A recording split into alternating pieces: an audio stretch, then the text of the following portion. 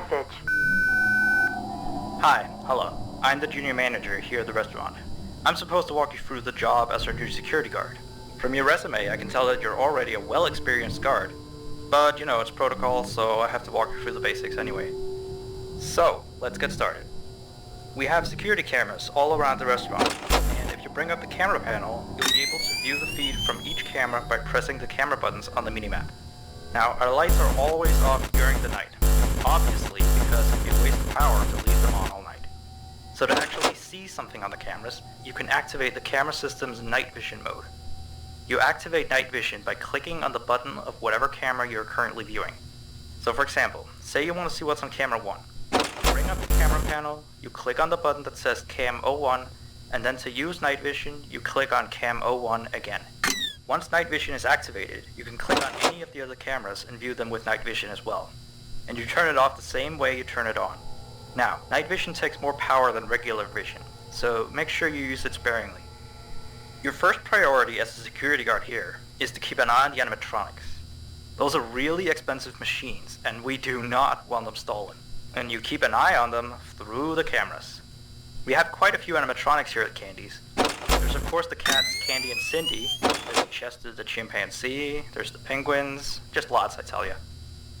So, you also have 3 security doors in your office, each of which can be closed by pressing the door button by each door. These are here in case you're in some sort of danger, but personally I just use them to shut myself off from the world when I need a break. But don't let me be your role model on that one. You need to remember that closing these doors takes power, and the longer they're closed, the more power they drain. Now, I know that sounds kinda backwards, but you have to trust me on that one. I think it's something about the doors having an automatic fail-safe feature in case the power gets cut off. So they open up if there's no more power. All I know for sure is that they do use more and more power the longer they're closed, so you don't want to keep them closed for too long at a time. Now, the reason I keep mentioning the power is because the restaurant uses a backup power generator at night, which only has a certain amount of juice in it. So anything from viewing the cameras to using the security doors takes power. You can see how much power you have left on the computer on the desk in front of you. Try not to run out of power. If you do though, you won't be stuck in the office since the doors will always open up anyway. Oh, and one last thing. The animatronics aren't completely turned off at night, so they might start walking around a bit. But just be careful not to let any of them into the office, cause we have stuff in there we don't want damaged or anything. Though don't bother with the ticket booth door, they won't attempt to get in through there. That should be all. You'll hear from me again on your next shift. Have a good night.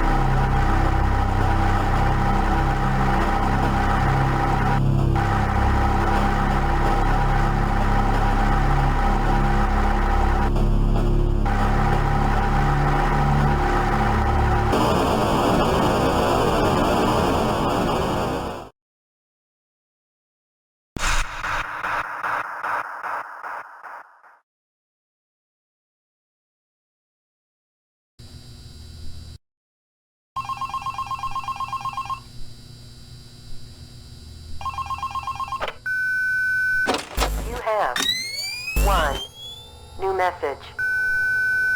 Hey there. I put up a note today to gather some intel on the animatronics from the other employees. Just to get a list of the issues we've had. They've written down some stuff here for you. So let's see. Alright, so obviously the animatronics walk around at night. You know that by now. They try to get to places they shouldn't be. They act weird after dark. Yep. They don't like adults. I mean, I suppose. They always seem nice around children. Around us employees, they just kinda stare at you. I always thought they just hadn't been coded to interact with anyone other than children. But some of the other employees have felt threatened by them. But I know that some of them are also superstitious morons. So who knows if they just became scared when the animatronic looked at them in the eyes or something. Anyway, one last thing on the list here. The last penguin interferes with the system. There's a sentence I never thought I'd say. We have these penguin animatronics as waiters.